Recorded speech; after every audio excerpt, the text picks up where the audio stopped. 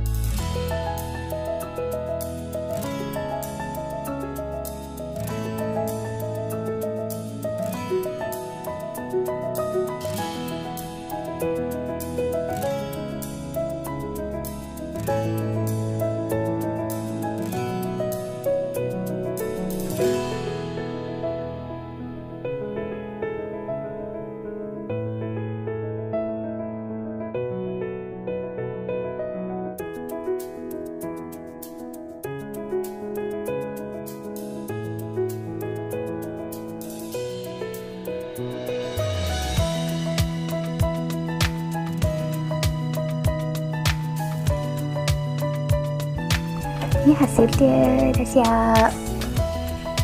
Okay tak? Sebagi korang yang belum subscribe lagi channel Qiss, jangan lupa tekan button like, subscribe dan komen dekat bawah, okay? Jangan lupa tekan butang loceng untuk notification untuk para update kalau Qiss ada update video baru. Terima kasih sebab sudi menonton. Assalamualaikum.